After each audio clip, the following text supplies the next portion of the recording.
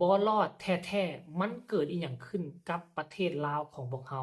คิดว่ามื้อวานนี้จะรอดพ้นจากอัคคีภัยไฟไหม้แต่แนวใดได้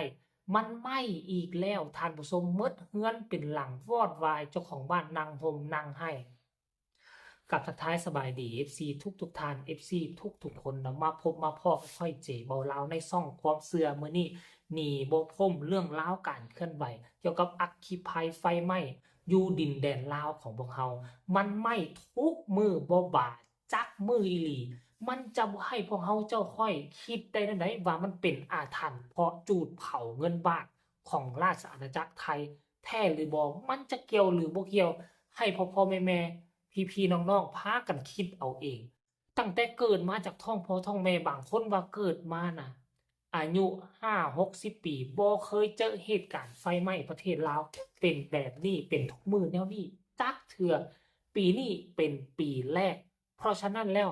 คนที่รุ่นอายุ50-60ปีก็ยังบ่เคยพบเคยพ้อว่ามันเป็นแนวนี้มันก็กลายเป็นเรื่องแปลกอยู่ในสังคมลาวเราเพราะเรามีจิตใจมี ความนึกความคิดมันจะคิดเป็นแนวอื่นไปบ่ได้เราก็คิดว่ามันต้องเป็นอาถรรพ์แหละแล้วเหตุการณ์มื้อวานนี้นี่น่ะมันเกิดขึ้นเนาะ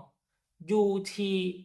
บ้านพักขยาเมืองอาจสะพรแขวงสวรรณเขตของตอนแรงวันที่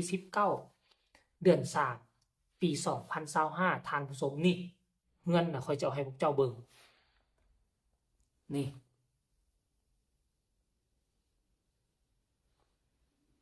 นี่สิเอาให้เบิ่ง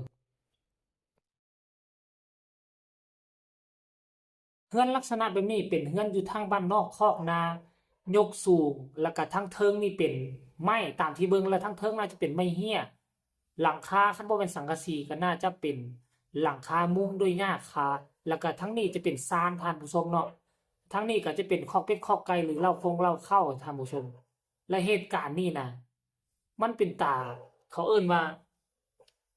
มันเป็นตาอีดูสงสารเห็นบ่บัดสุดท้ายไหม้บ่เหลือหยังจักน้อยเหลือแต่เท่าฐานเหลือแต่ควันไฟแบบนี้ท่านผู้ชมเอ้ยโอ้โธ่พวกเจ้าเอาแปลวไฟมาสมเทียบใส่กับต้นไม้ใบหญ้าอยู่หม้อนี้พวกเจ้าว่ามันน้อยอะมันบ่ได้น้อยๆเดะท่านผู้ชมนี่น่ะมันบ่ได้น้อยๆ แล้วบัดนี้ตามที่เบิ่งสภาพบริเวณอ้อมบ้านนั่นเบิ่งเส้นทางแล้วค่อยคิดว่ามันอยู่บ้านนอกคอกนาและบ่ฮู้ว่าเมืองอาจสะพรนี่มันมีรถดับเพลิงหรือบ่ค่อยคิดว่ารถดับเพลิงที่เป็นส่วนกลางน่าจะบ่มีแต่เราก็สามารถใช้รถดูดน้ำได้เนาะมันอาจจะมีบริษัทก่อสร้างใดบริษัทก่อสร้างหนึ่งหรือว่ารถดูดจอกดูดซ่วมมันก็สามารถไปดูดน้ำมาฮดช่วยกันได้ถ้ากรณีว่าหากมีการ ประสานงานกันอย่างท่วงทีเนาะท่านผู้ชมเอาแนวนี้ได้บ่ข้อยจะพาพวกเจ้าคิดถ้าเมืองใดบ่มีรถดับเพลิงแล้วแต่ละปีน่ะจะเอิ้นพวกที่เป็นบริษัทก่อสร้างเป็นบริษัทดูดซอกดูดซ่วมมาได้บ่มาประชุมแล้วมาประชุมกันขอความช่วยเหลือถ้าหากว่าเกิดเหตุร้ายเหตุด่วนแล้วแม่นให้โทรหาเบอร์ซุมนี้ให้เอารถ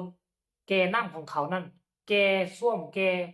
อุจจาระของเขานั่นก็สามารถดูดน้ำมาฮดมาอย่างน้ำกันได้ท่านผู้ชมบ่จำเป็นต้องเป็นรถดับเพลิงของเจ้าหน้าที่ตำรวจเพราะบ้านเฮามันมีงบประมาณน้อยมันบ่มีครบทุกเมืองทุกอำเภออยู่แล้ว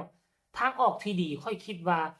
เฮ็ดแบบนี้ได้บ่อันจะให้ประชาชนนั้นโอ้ยจักขุแล่นไปฮดแล่นไปนั่นมันเป็นไปบ่ได้มันดับบ่ทันอยู่แล้วท่านผู้ชมไปเบิ่งเหตุการณ์นี้จักคราวหนึงแล้วจึงมาพ้อกันเนาะไป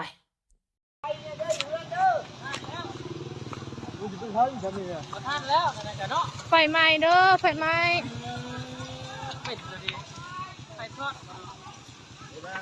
อีพ่ออย่าไปข้อเลยนะอีพ่อเอ้ยซอยแน่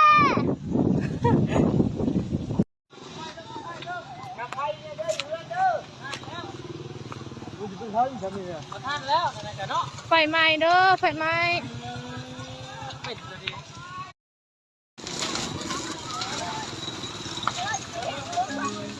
ไฟหม้อได้น้อยนะหม้อ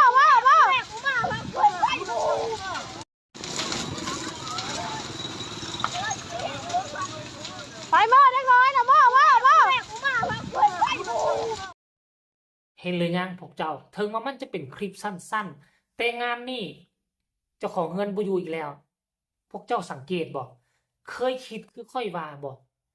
เป็นหยังไฟไหม้จึงไหม้เฮือนที่บ่มีเจ้าของอยู่เฮือน มันจึงเลือกเป็นหยังมันจึงรู้เวลาว่าเจ้าของไปให้ไปนาไปหัวไปสวน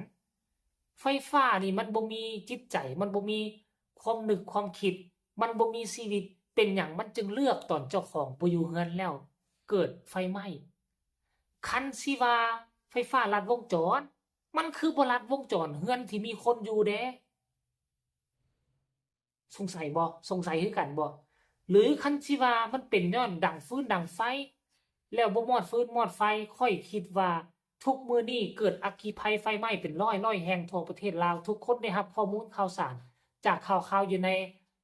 โทรทัศน์แล้วก็อยู่ในแอปฟ้าอยู่ในมือถือของตนเองอยู่แล้วค่อยคิดว่าประชาชนคงบ่ละละละหลวมปานนี้ เขาน่าจะคันทำฟืนดังไฟเฮ็ดฟืนเฮ็ดไฟเนาะกินข้าวกินน้ำคว้า